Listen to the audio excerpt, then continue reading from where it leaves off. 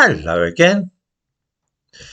I thought that since I'd been in Budapest recently, I might talk this evening about a way in which uh, Hungary was once at the forefront of the revolution in information and communication technology, which took place in the 19th century, 20 odd years before the First World War broke out.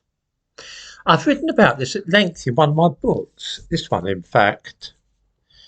It's called The Analog Revolution, Communication Technology 1901 to 1914, which is not perhaps the catchiest or most enticing of titles, I will be the first to concede. In the description to this video, I give a link to a review of the book by Electronics Weekly, who thought it was a pretty good thing. In the book, I give a lengthy account of a little-known development in communications which took place in Hungary in the late 19th century. We seldom think of Budapest as being a world leader, but of course after London built an underground railway or metro system, Budapest was the second city in the world to do such a thing. The metro there opened in 1896, before the Paris metro. It is in communication technology, though, that they really stole a march on the rest of the world. Today, we get our news pretty well instantly, as it is happening via the internet. What about before the internet came along? Well, we had televisions, of course, and before that there were radios. But what about before there were radio broadcasts, say back in the 1890s? How did people get their news then? There were only newspapers, right? In most of the world that was true, but not in Budapest. There were, of course, telephone lines by then in various countries, but these were not able to carry news really, except to individuals.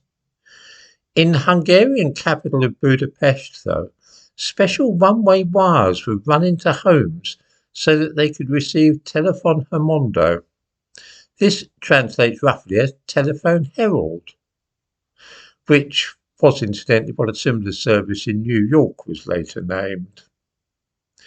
Because the amplification of electrical signals was in its infancy at that time, those wishing to listen to these talking newspapers, of which Budapest was a pioneer, had to wear headphones. They had a wire run to their house with a little box, something like the things that we now have internet, and headphones attached to that.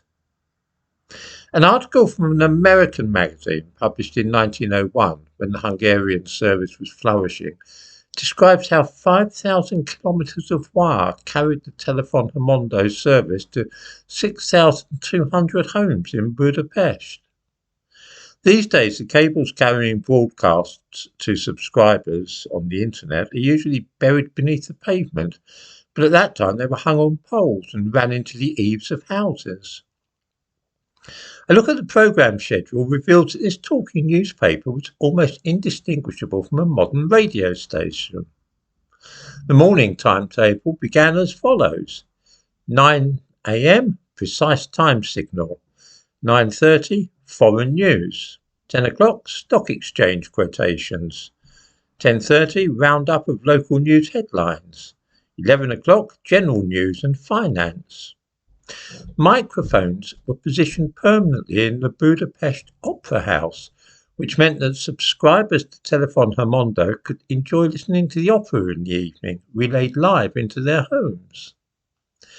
It is almost unbelievable that before the very first radio broadcasts, people in Budapest were able to listen to news broadcasts, stock market prices, and even live opera from the comfort of their own homes.